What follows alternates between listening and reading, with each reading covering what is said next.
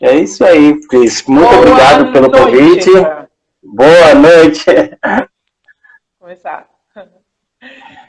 Hoje a gente vai falar de pais, filhos e literatura. Eu estou com o Erivan Gomes. O Erivan trabalhou por 38 anos, né, quem conhece o Erivan, 38 anos, ele foi executivo de editora, uma editora grande aqui no Brasil, a Cortez. E há 2 anos ele decidiu voar sozinho e fundou a Telos.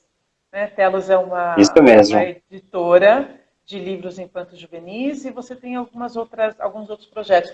Fala um pouquinho de você, fala um pouquinho da Telos e assim a gente começa.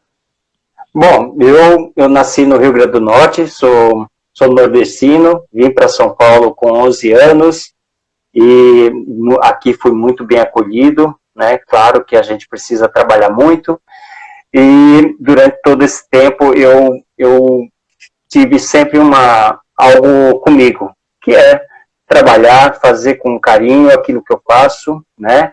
Me dedicar profundamente com todo o respeito, com toda a dedicação, né? A tudo aquilo que eu faço, né?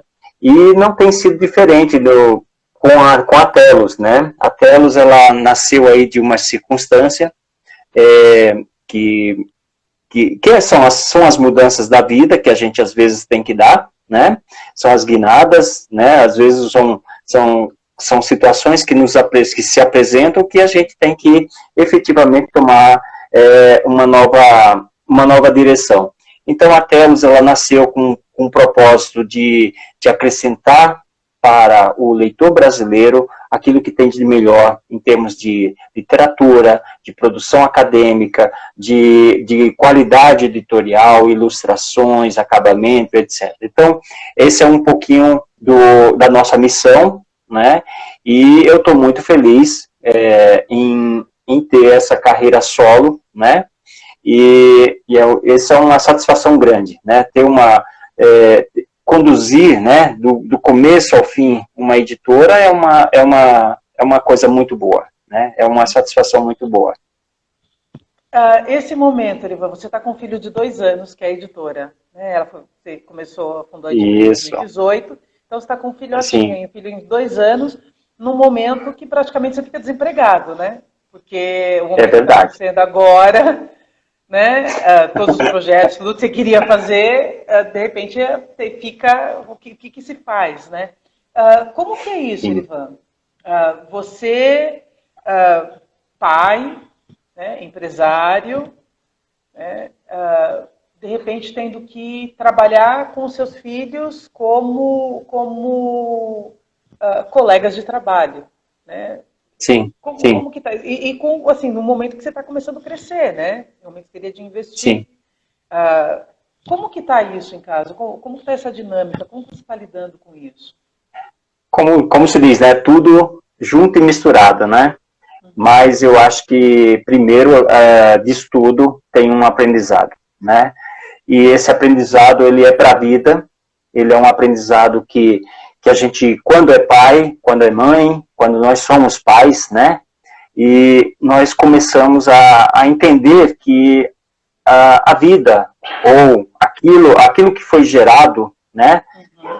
Começa a ter uma nova dimensão na nossa vida, né? Então, com a Telos não é diferente, é aquilo que você tem que cuidar com mais carinho, com mais atenção, está muito mais próximo, né? Eu acho que isso é algo que todo empresário, né, tem que entender, né, que ele tem que cuidar daquele filho, né, daquilo que ele está criando com muito cuidado, né? E vai ter muito trabalho, né? Vão ter noites mal dormidas, vai ter que trocar a fralda, né? No bom sentido, estou fazendo um paralelo com uma criança, né? Mas é isso, é fazer crescer, né? E tem que cuidar, e tem que educar, e tem que ir tirando os mimos, tem que ir colocando amor naquilo que precisa colocar, tem que ir satisfazendo as necessidades, aquelas primeiras necessidades, né? Então, isso eu acho que é um investimento, né? Esse é o investimento. né? Então, quando a gente está falando disso, a gente está falando também de empoderar, né, aquele filho que está nascendo, né? E quando a gente diz que empoderar, você cuidar bem, dar uma boa educação, né? Quando é um filho ou uma filha, mas quando você está falando de uma empresa, você está dizendo o seguinte, eu tenho que cuidar da marca, eu tenho que cuidar daquilo que é mais precioso, do core business, né? Eu tenho que cuidar do como é que eu quero formatar, como é que eu quero isso, né? A diferença é essa, né? É que com o filho, ele é algo à parte, né? Ele já não é, já nos pertence enquanto filhos, mas ele é uma outra pessoa. Agora, a empresa não. A empresa é algo que você conduz conforme você tem as suas possibilidades, condições, e, obviamente, você vai trabalhar isso e você vai mudar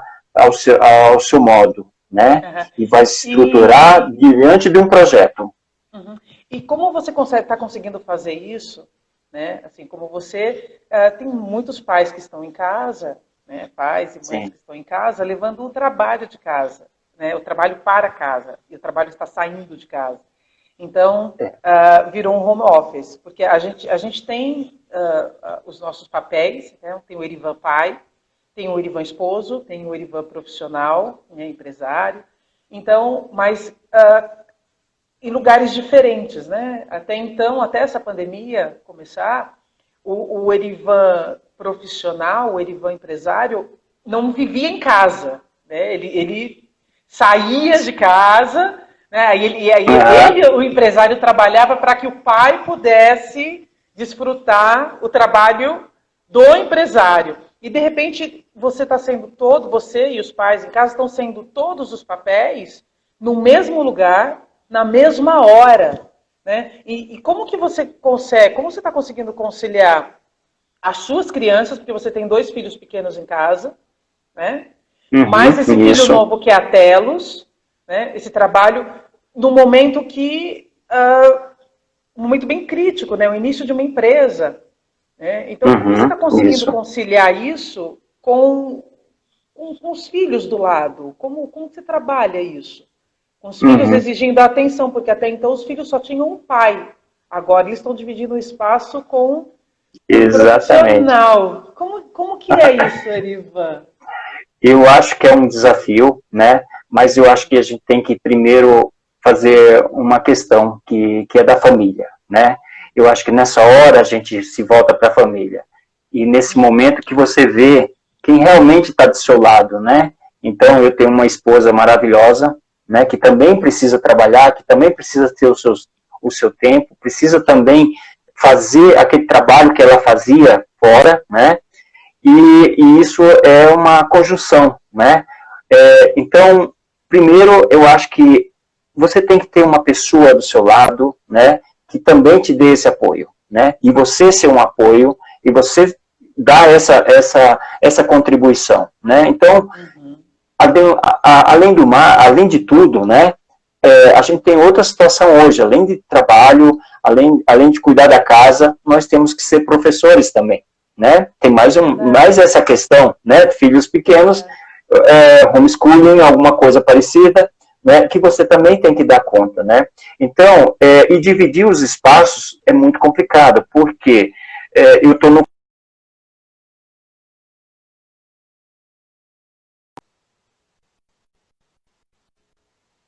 de todas as coisas dele, e eu tenho que, em algum momento, dizer, olha, esse momento aqui eu preciso trabalhar, eu necessito desse espaço. Então, é muito difícil, realmente. E aí a gente tem que hoje, eu acho que qualquer pessoa que esteja trabalhando em home office tem que estar bem paciente, no sentido de seguinte, de repente eu estou falando aqui com você e entra um dos filhos, né, com tudo, né, e ele entra conversando, ele entra como de uma forma normal, e a gente tem que estar preparado para isso também, né, principalmente quem trabalha com leitura, com escrita, né, com trabalho que exige mais concentração, né, e você tem que lidar com essa situação de que uma hora ou outra você tem que que dividir esse espaço e tem que recomeçar um trabalho que, se fosse num escritório, você estaria fazendo isso de uma forma muito tranquila, né? Então, e aos poucos, as crianças vão começando a entender, né, que há uma nova ordem, que ela é transitória, espero que seja a menor prazo possível, que seja essa pandemia, mas que a gente possa fazer com que tenhamos um pouco de tempo para cada um deles. Hoje à tarde nós tivemos atividade do menor, né, que a atividade que ele tinha era fazer um piquenique, né? Então, estava o pôr do sol, maravilhoso aqui, e a gente fez esse momento, né? Então, mesmo que seja no horário de trabalho, a gente também tem que procurar fazer essa conciliação, né? Para que todos, de alguma forma, sejam incluídos, né? É um pouco isso, né? Como que a gente conversando, você me falou de projetos que você tem feito com os seus filhos, né? Com livros, usando a literatura, que isso eu achei que exatamente. Me chamou muito minha atenção, usando a literatura, usando os livros, né, para educar, ajudar na educação, para entretê-los, para abrir os horizontes. E você a Telos trabalha com livros de 0, né, para crianças de 0 a 14 anos, é isso? Isso, mais ou menos isso. Esse é o principal. E depois livros acadêmicos, né, para professores e principalmente para professores de bilíngues de educação internacional, né? Então, eu acho que esses dias eu tive uma experiência que foi muito interessante, né? Eu tenho um filho de 21 anos, o Pedro, tenho o Igor de 7 e o Yuri que vai fazer o mês que vem 4 anos. Então, o Yuri, ele é um verdadeiro espoleta, vamos dizer. E ele está naquele momento de querer brincar, de correr, de chamar atenção e etc, né? E obviamente, né? Enclausulado, né? Então, eu tenho um livro que, se me permite mostrar aqui, claro, chama-se esse aqui. Isto não é uma selva, né? Qual que é? Volta de novo. Isto não é uma selva. É um livro que vai falar de organização, mas antes disso, né, ele fala de uma faixa etária da criança em que tudo é não, né? Não, vai tomar banho, né? A personagem chama-se Paula. Tudo é não. Paula, não. Paula, não. Vai tomar banho. Não. Paula, troca de roupa. Não. E etc. Aí eu peguei esse livro, né? Então, dentro dessa... Eu tive que parar meu trabalho, né? Então, estamos falando aqui de conciliar as questões, né? Então, eu cheguei a dizer... Você precisou parar o seu trabalho para resolver uma questão para poder continuar o seu trabalho, senão seria impossível. Exatamente, E aí, eu fui trabalhando esse livro. Aí, ao invés de Paula, eu coloquei Yuri, vai tomar banho. Não. E aí, eu fui fazendo a leitura. E eu acho que essa é uma outra questão que... como é que os pais, né, e a gente entrando já na questão da leitura, né, como que é essa leitura com o filho? Como que é esse momento? Né?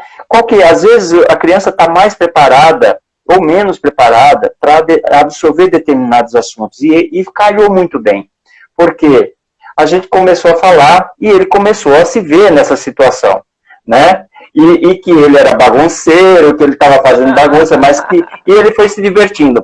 Bom, depois disso, depois da leitura do livro, nós fomos tomar banho. E depois de tomar banho, né, que já eram 5:30 da tarde, eu aproveitei o embalo e tomar banho, né, dar banho nele para jantar e etc. E nós fizemos uma brincadeira. E aí fomos procurar. Olha, aí tenho aqui no livro, por exemplo, que as ilustrações são maravilhosas, né? Olha a bagunça, né, que os animais fazem na casa, né? E aí nós fomos até a geladeira, até a máquina de lavar, procurando os bichos, né? Por quê? Tudo tinha virado uma verdadeira selva. Entendi. Então, assim, você usa o livro, você usa o livro dentro de um contexto, né? Tava um contexto que não estava permitindo que você trabalhasse. Aí você falou, opa, tem um livro aqui. Né? Aí você pegou o livro, você incluiu o seu filho, né, na história do livro, ele virou parte daquilo, não ficou uma coisa distante, como é, de repente, uma televisão que está lá, tá aqui, não. Ele foi parte da história, você deu sequência, né, com o banho, depois saindo pela casa. Então, tem que integrar, né? Tem que integrar. Precisa de tempo, precisa de dedicação e precisa integrar. Não é pegar o livro e jogar, ou dar na mão de uma criança e falar, ó, fica lendo aí.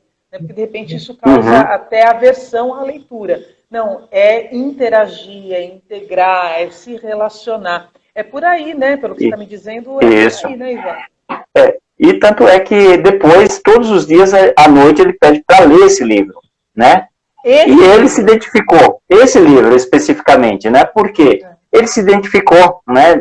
É uma situação onde a criança, ela diz, não, mas isso eu faço, isso eu não faço. Eu não tenho problema com escovar os dentes. Não, mas isso eu faço, pai. Né? E aquilo eu não faço. Né? Ele sabe quais são, quando você vai falando, elencando o que precisa, vamos dizer, melhorar, né, no relacionamento, né? Olha, precisa tomar banho, precisa comer. Então, você vai usando isso e diz, olha, você quer ser a Paula, né? E aí a gente vai brincando, mas de uma forma muito lúdica, né? Então, quando a gente faz isso, claro que a gente está falando de uma criança de 3, 4 anos, né? Que exige uma leitura, né? Muito diferente, né, das outras. Eu vou mostrar aqui um outro exemplo, né? Que esse é um dos propósitos da editora. Se me permite aqui pegar um livro, né, que nós temos... Eu permito fazer o que você quiser, Ivan. Pode fazer sem pedir permissão. Vamos lá. Tem esse livro aqui que se chama De Que Cor São os Beijos, né? Que é um livro maravilhoso, que é de uma menina, que se chama Minimone, e que ela adora desenhar, Minimone, né? Ela adora brincar, correr, mas especialmente pintar. Né? Então, as ilustrações são belíssimas, né? E é um livro que é para uma idade, ou para a criança que você faz a leitura compartilhada, por exemplo, para qualquer idade, você pode ler para uma criança a partir de 2 anos um livro como esse e brincar com a criança, né? Fazer atividade com ela. Ou então uma criança que já tem um domínio da leitura. Mas nós temos uma versão que é especificamente para a criança a partir de 1 ano, por exemplo, que é uma versão, cartonada, com bordas arredondadas e etc. Então, esse aqui, por exemplo... É o mesmo livro, a mesma história. É a mesma história, porém com uma versão adaptada. Então, por exemplo, aqui, né, aqui que... Olha, teve um comentário aqui bem bacana. Pessoal, vocês podem fazer perguntas, tá? Por favor, façam perguntas para o Ivan. Tem um comentário aqui bem bacana, que é que quando a criança interage com o livro, a leitura tem significado. Então, isso que você está fazendo trazer o significado para a leitura, né? Interagindo com a criança. Isso mesmo. Por exemplo, nesse livro maior, que a gente chama o livro grande, vamos dizer, aqui, a cor do beijo seria vermelha, como um macarrão. Ah, mas a cor vermelha me lembra quando a gente está com raiva. Aí aqui, olha a diferença, quando para uma criança menor. Aí você tem uma outra proposta. Você consegue colocar... Esse é outro livro, né? É o mesmo livro. História. Tá. Você consegue colocar um do outro? Consigo. Olha. Então, essas são as propostas que a gente percebe que, enquanto proposta editorial, né? Olha. Ah, tá. Entendeu? Então, você pode ter produtos, inclusive, né?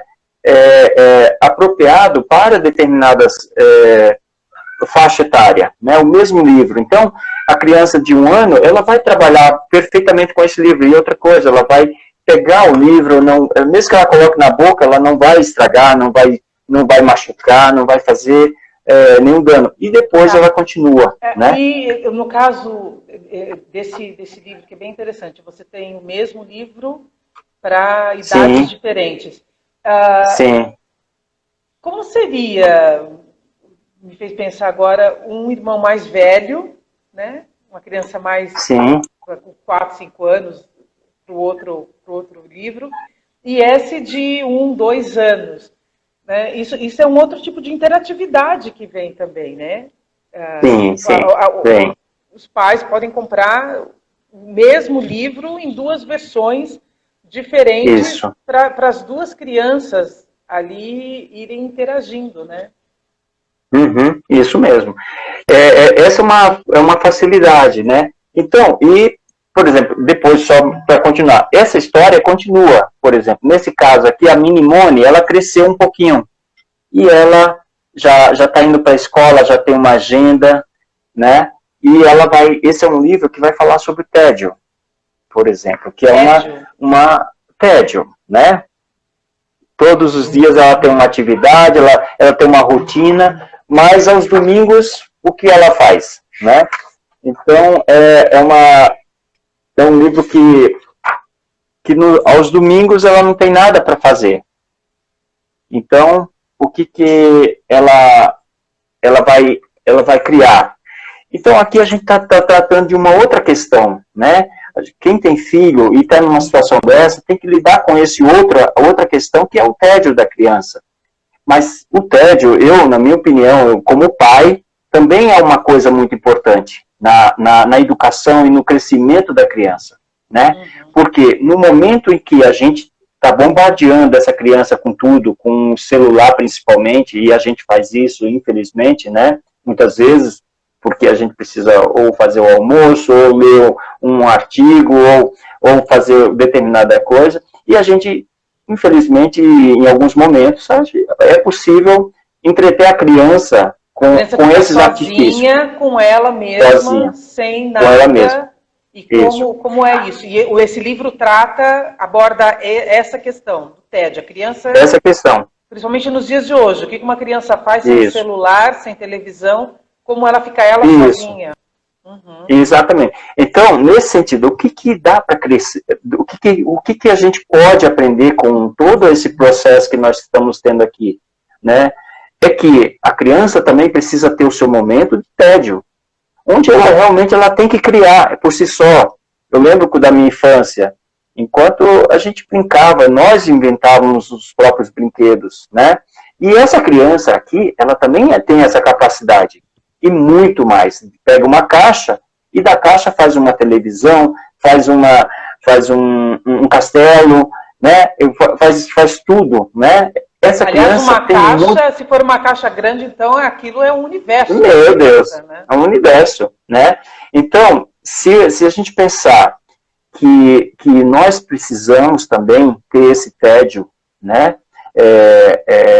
A criança também precisa. E proporcionar... Então, mas eu vou te cortar aqui, peraí. Você entra num assunto agora que muitas vezes os pais não sabem lidar com o tédio. Os pais não sabem ficar com eles mesmos, sozinhos. Exatamente.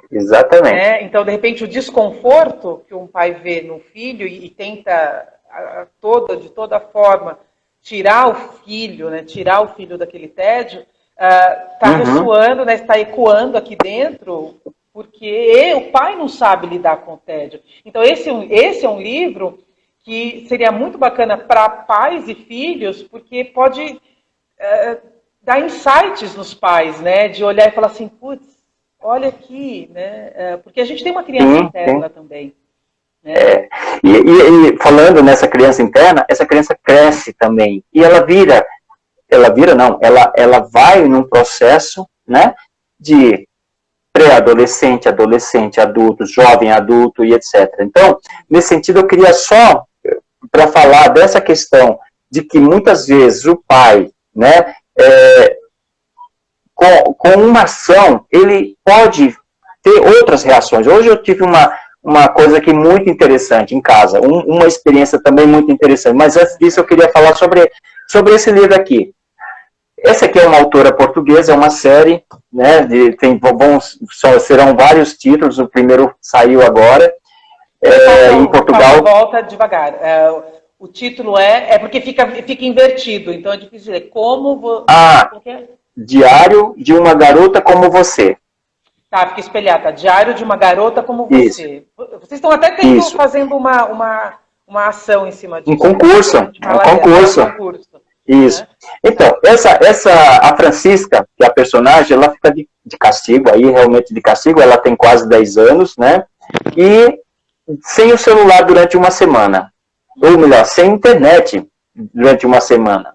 E aí a vida dela cai, né? Para uma criança jovem nessa idade, a criança, o mundo dela despencou, né? Não pode falar com as amigas e não sei o quê, não sei o quê.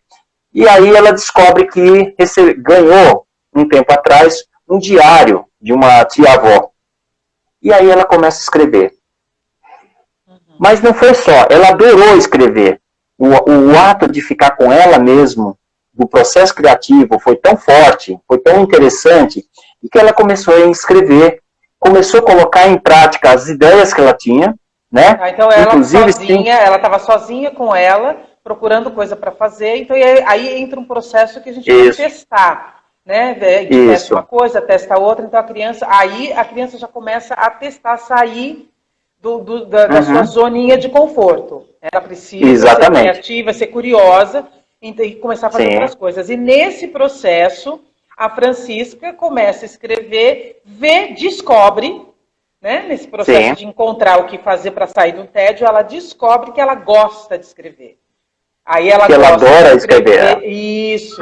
Aí o que acontece? Ela pega o que ela escreveu e o que acontece com isso? Então, e ela descobre que ela tem algumas afinidades, por exemplo, e desafios na vida aí que ela acredita muito. Por exemplo, defender o meio ambiente. Então, ela consegue convencer os pais, através da escrita, da produção dela, de que ela precisa de um celular. E ela consegue o celular. Aquilo que era tão sonhado, que ela não conseguia antes, ela consegue um celular e ela consegue a permissão para ter um blog sobre o meio ambiente, né? O Planeta Francisca.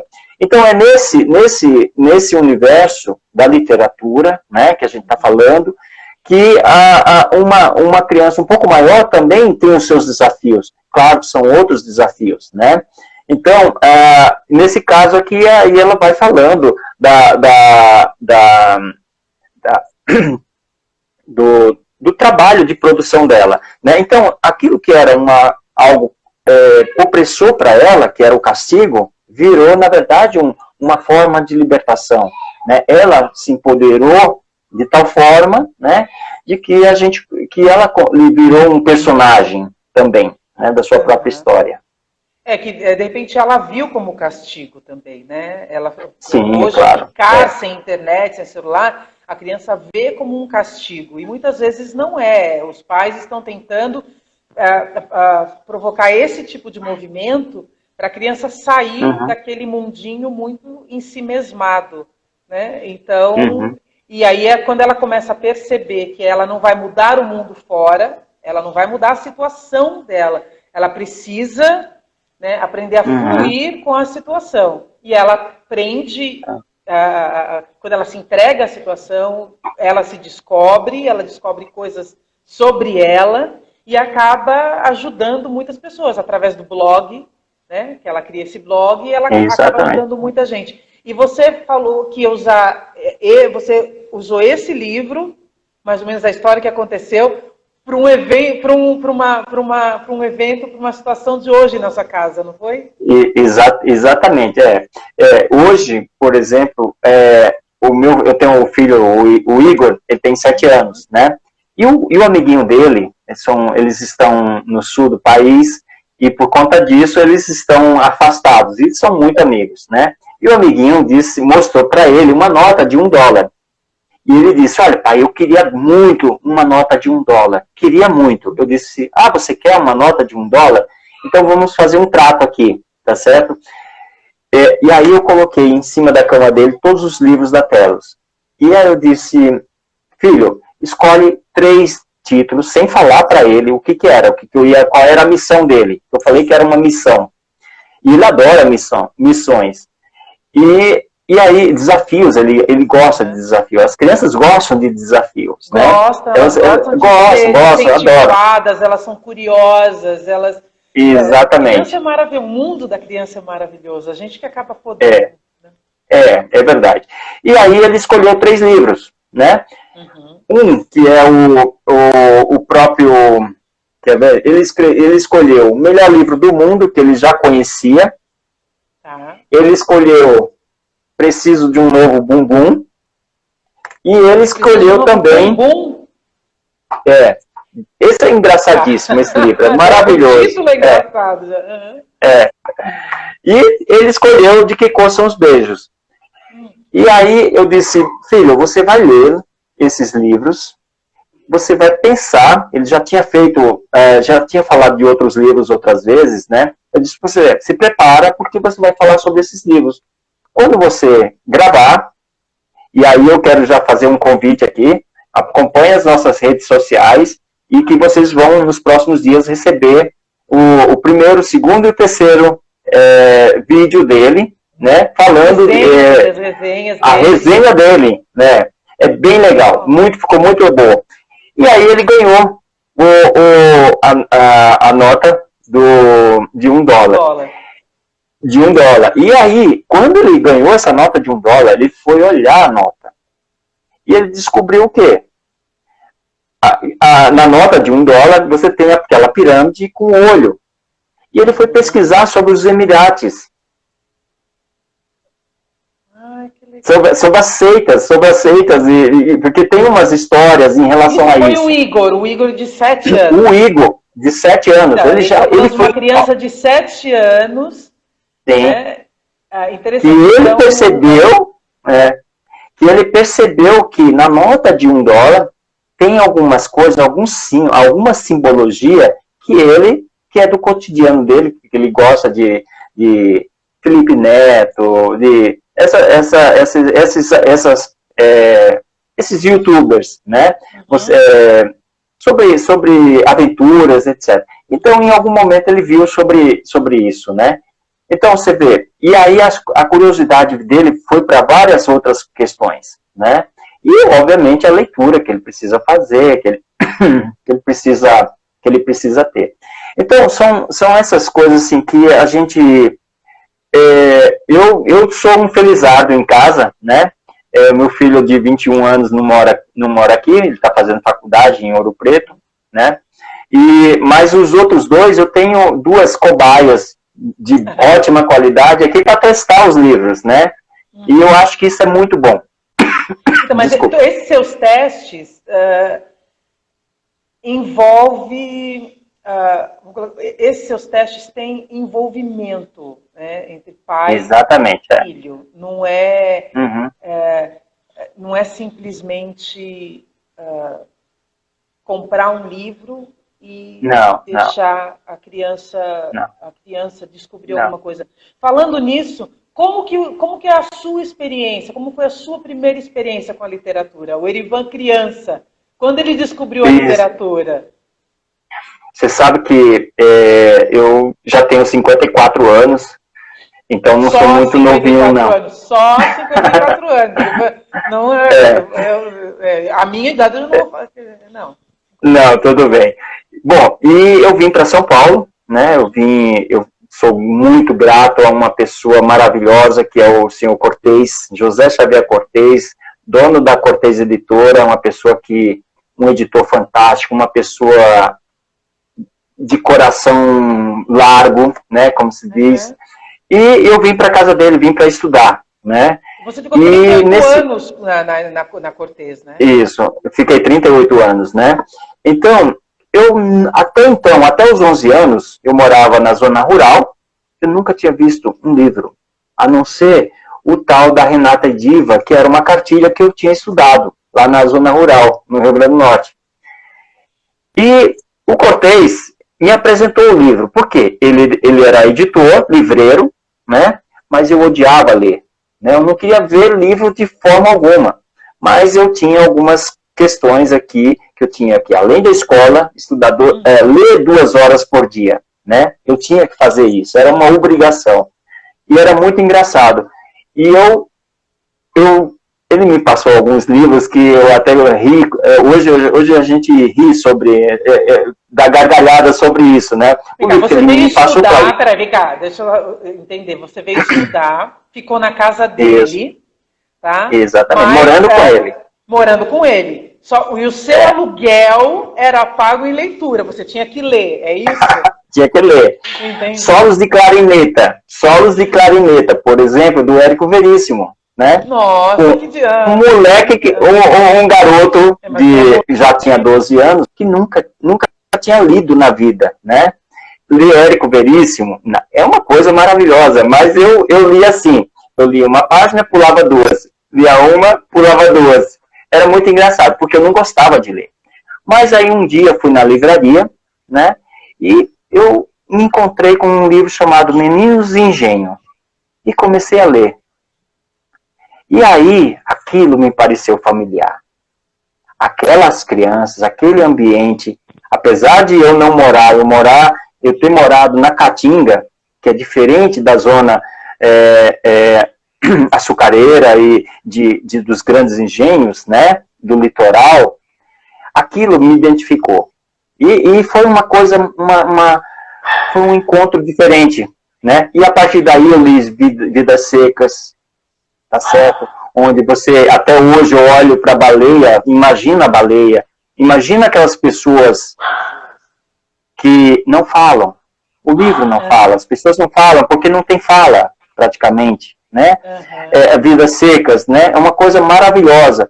Então, claro que não sou o maior leitor do mundo, né? Hoje eu leio aquilo que profissionalmente eu tenho que ler, né?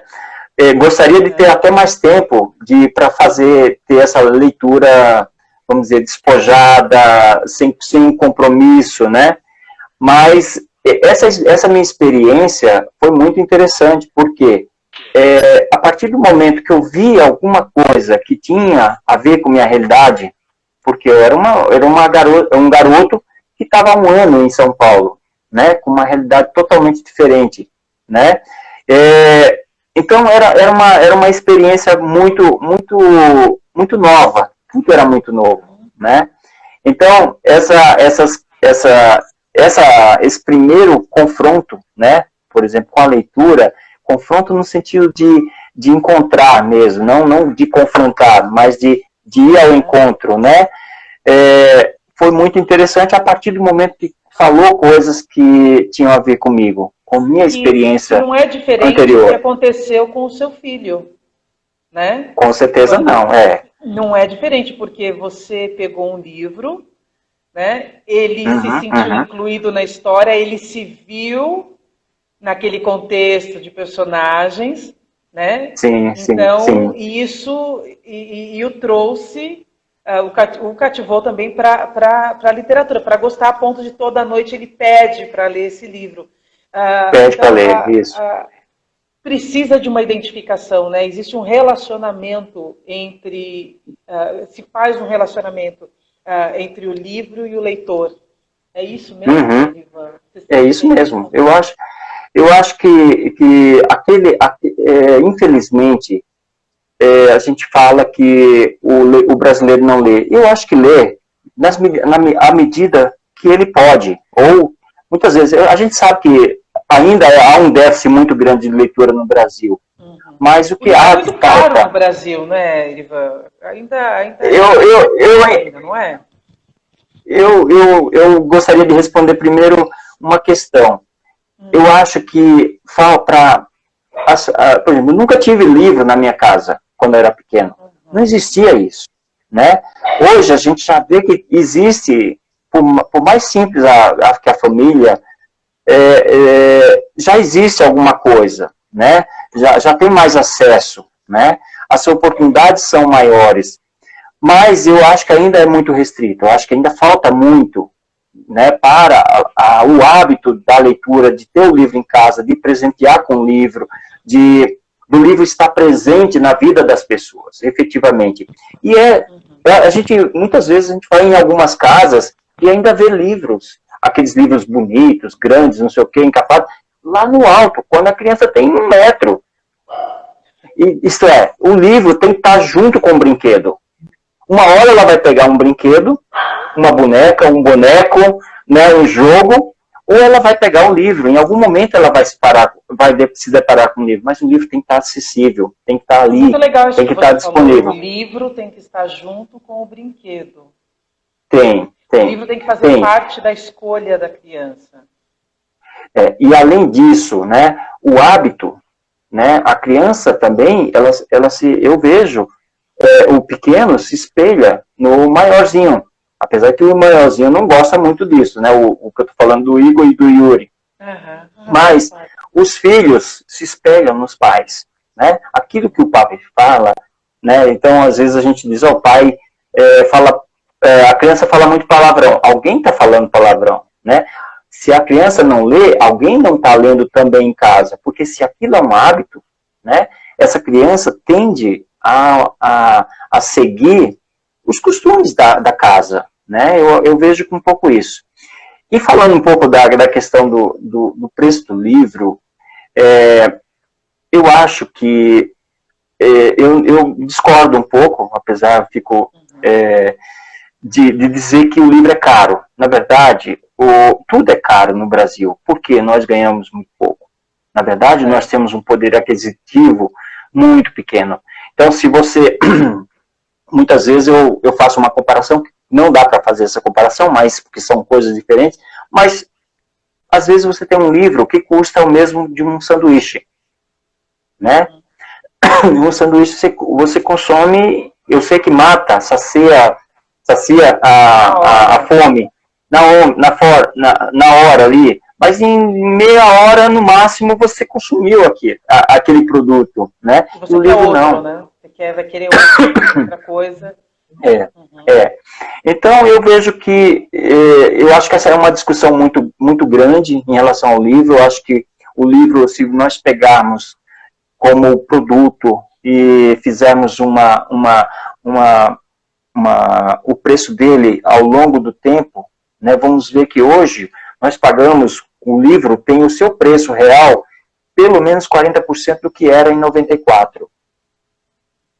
É algo que a gente não tem essa consciência, mas o livro, ele não consegue acompanhar os preços constantes dos demais produtos. Entendi. Só um instante. Então, esse discurso... Desculpa, aqui a gente vai falando... Beber água, quer um tempo para beber água, quer pegar uma água... Não, tudo bem. O livro... É isso. Então, esse discurso de o livro é caro, não necessariamente não reflete a realidade. Né? Não reflete. Tem mais por trás disso do que o preço porque de compra, né? Se a gente for pensar, o livro ele tem uma cadeia produtiva que é gigante. Se me permite, eu vou tomar um pouquinho de água. Peraí. Sim, relaxa. Obrigado. A cadeia produtiva é extremamente qualificada do livro. Né? Eu tive uma oportunidade de, uma vez, pegar uma folha de uma preparação de texto, né, de um livro acadêmico.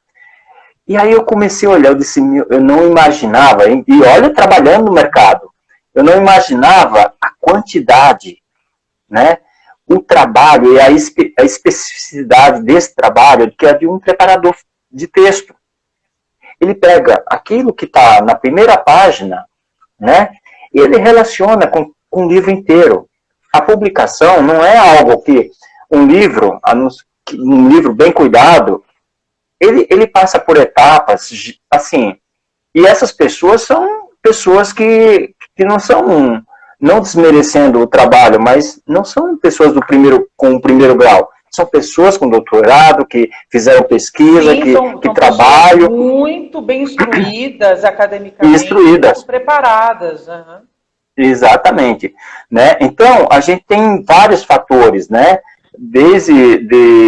Como o mesmo Cortez está falando aqui sobre a questão do preço do papel. O preço do papel, ele é dolarizado, ele é é um monopólio no Brasil. Ah, que interessante, né? isso. O preço do papel é dolarizado. Eu estou vendo que ele. Agora fica o Cortez aqui.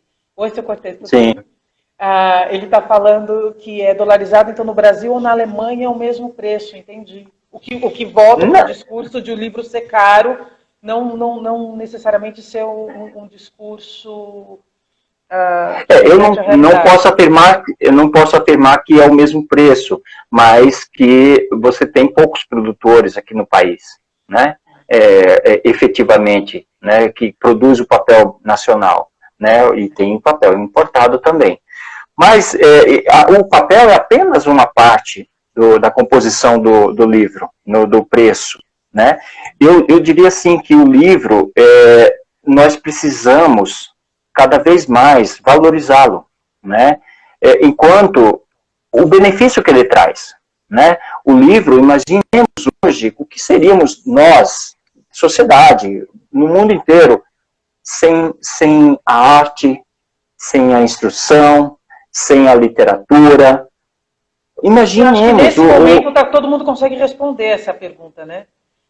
Eu acho que sim. Agora, a pandemia, é muito triste, infelizmente, a gente está tendo que passar por isso, por esse momento assolador, devastador, mas a gente está dando valor e dando valor e vendo valor, onde a gente não via antes. Né? E nesse país a cultura é uma das áreas muito tem sido muito, sempre foi, mas tem sido mais ainda desvalorizada. Então, essa sua pergunta, hoje as pessoas, agora, conseguem responder isso muito Exatamente. Bem. E eu tenho conversado com muitas colegas e autores, editores, agentes literários do mundo todo, né? E a preocupação deles, que eles têm, né? Todos nós temos, né? Com a continuidade disso, né? Hoje, em alguns lugares na Europa, pelo menos mês passado, mês retrasado, o correio não estava funcionando, mas as pessoas estavam comprando livros, né? Para ajudar a cadeia, para manter isso, né? Então, acho que é uma questão que a gente... Não é todo mundo que lê, mas todo mundo escuta uma música ou então uma televisão. O que eu fico pensando se numa situação que nós temos hoje de pandemia, nós não tivéssemos a arte, né, tudo isso, a cultura, esse entretenimento, as coisas estariam um pouco mais complicadas, eu acho. O ser humano estaria bem mais muito mais complicado. E aí a gente vê que a gente pode proporcionar, e estamos numa posição muito boa, né, graças a Deus, para proporcionar isso às crianças, né, porque manter uma criança, né, pelo menos nós já estamos indo para 70 dias dentro de casa, dentro de um apartamento. Sim, sim. Né, sem sair de casa.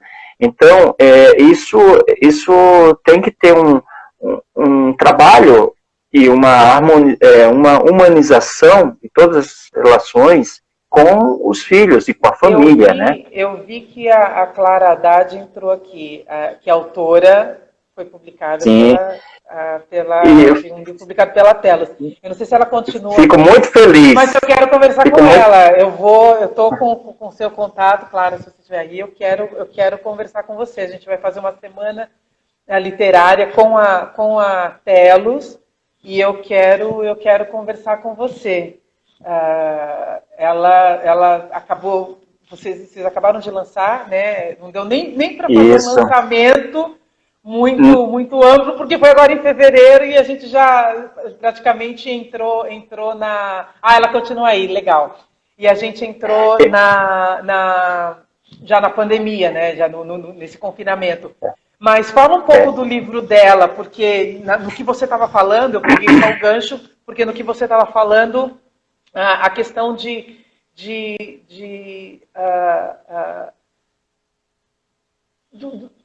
do que é entrar no universo infantil, o que é se comunicar com uma criança, o que é fazer um livro, o que é escrever, a alma é diferente, né? Para ter esse trabalho que você vai falar para a gente agora. Sim, e bom, eu tenho satisfação imensa de que porque a Clara Haddad foi a primeira autora brasileira que eu publiquei, né? Porque os demais livros eram todos traduzidos, né? E nesse ano, em fevereiro, tive a oportunidade, não, em março, desculpa, dia 8 de março, nós fizemos o lançamento desse livro. Ah, foi em março.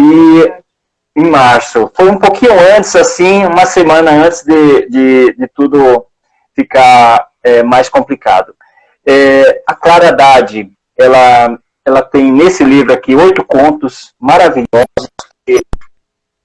O conto sobre o Líbano, sobre o México, sobre o Brasil, da oralidade, dos contos populares, mas ela dá um toque de requinte aqui, que é a questão de trabalhar o humor, trabalhar a experiência, né, de seus 20 anos de contadora de história, porque esse é outro ponto. Ela está no lançamento lindo. Ela está aqui. Sim, foi no Teatro J. Safra, aqui em São Paulo, foi fantástico, né?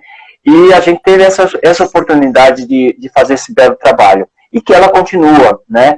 E o contador de história, nesse momento, é um desses elos, eu vou falar de vários elos, dessa cadeia que é do livro, extremamente importante, que faz um trabalho de formação, é uma profissão, né? É uma profissão que precisa cada vez ser mais valorizada, profissionalizada, né? O contador de história, ele tem esse poder, né, teatral de rever, de falar de uma forma diferente uma história, mesmo que seja a Chapeuzinho Vermelho. Ele vai falar, ele vai olhar no olho daquelas crianças e falar para aquelas crianças, tocar de forma diferente, né? E ali sentir uma outra coisa, né? Eu tenho tido a oportunidade de ver algumas lives, e nesse momento está tendo várias lives com autores, com contadores de história, que são autores muitas vezes, e porque eles precisam continuar fazendo esse trabalho, né? Porque esse é o trabalho, esse é o ganha-pão deles, né? Então, e eu vejo um trabalho maravilhoso, né? Maravilhoso, e que precisa ser remunerado, né? Também, sim, né? Muito bem remunerado. Muito bem remunerado, né? É um trabalho maravilhoso. Então, quando a gente fala que o livro é um produto diferenciado, a gente está falando disso também, porque em algum momento vai sempre ter um livro, né, para cada pessoa, para cada situação, para cada doença, sei lá, para cada sentimento. Você vai encontrar alguma coisa para essa pessoa, né? E uma leitura, às vezes, é uma frase, né, que muda a vida das pessoas, né? Eu, pelo menos, eu tenho comigo uma coisa que me define, né? Aquele que liga pontos. E eu tirei isso de uma propaganda que eu vi nos anos 80, né? De uma companhia aérea, né? Ligavam de um ponto a outro, não sei o que, tinha uma musiquinha, e isso me tocou, né? Eu vejo isso como uma missão, né? De que eu também sou alguém que tem que ser um elo que liga 2 pontos, né? Ou mais, né? Uma rede, né? Então eu me vejo um pouco profissionalmente dessa forma, né? E obviamente a gente voltando um pouco aqui à questão como pai, né? Com os filhos, eu sei que muitas vezes a gente perde a paciência, muitas vezes a gente não consegue dar conta, mas eu também vejo que isso é uma coisa normal, né? Faz parte da vida da gente. Tem 30 segundos, ó. O Insta tá me avisando aqui, então vamos começar. Oh, meu Deus, então tá bom. 20 segundos agora. O tempo passa aqui, não dá para ver. 15 segundos, o que você quer deixar para o pessoal que participou? Ah, não, vamos falar, calma, vamos falar 30% de desconto nos livros da Telo, usando o cupom